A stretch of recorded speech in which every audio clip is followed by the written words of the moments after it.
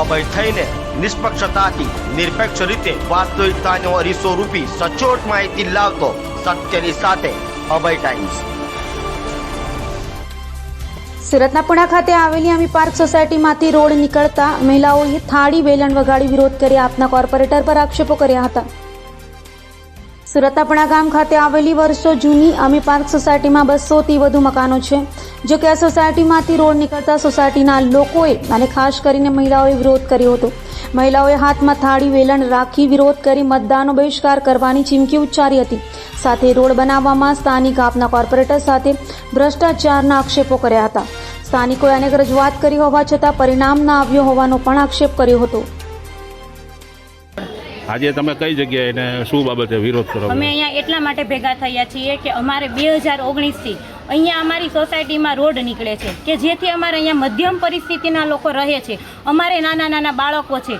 Road નીકળવાથી અમારા બાળકો ક્યાં જશે? અને આ રોડ કોર્પોરેટરના કહેવાથી નીકળેલો છે। પહેલાં કાંઈ રોડ હતો જ નહીં। કેમ આટલા વર્ષ સુધી સરકાર ક્યાં ગઈ? આટલા વર્ષથી સરકાર ગઈ ક્યાં? કે 25-30 વર્ષ સોસાયટી બંધાણા થયા અને હવે સરકાર 2019 પછી જાગી અને એ પણ એક કોર્પોરેટરના કહેવાથી આ રોડ નીકળવાનું કારણ શું છે? કેમ તમને જ્યાં પૈસા મળે છે ત્યાં તમે રોડ અડકાવી દો છો?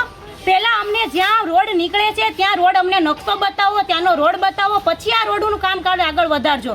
બસ અમારું એક જ કહેવાનું છે કે આ રોડ નથી નીકળવા દેવાનો। કેમ કે રોડ નીકળવાથી અમારા બાળકો ક્યાં જાય? અમારી ગાડીઓ ક્યાં મુકાય? અમારી સુરક્ષા શું રહે? આજુબાજુના બધાય અમારી શેરીમાં ચાલે, તમારા બાળકોનું શું? અમારા બાળકોને રમવા ક્યાં જવાનું? બેસવાનું ક્યાં? અમારી એક જ માંગ છે કે અમારે રોડ નથી નીકળવા દેવાનો। અને આ 2019 પછી કેમ આવું થયું? કેમ અમે પૈસા નથી ખવડાવી શકતા? એટલે કેમ તમે રૂપિયાવાળાને ત્યાં રોડ નીકળે છે ત્યાં પાડો ને, ત્યાં રોડ પાડો। કેમ કે ત્યાં પૈસા ખવડાવે છે। અમારી સોસાયટી મધ્યમ વર્ગની છે કે જ્યાં અમે પૈસા ખવડાવીએ કે એવા નથી, એટલે આ રોડ અમારે પાડવા નથી દેવાનો।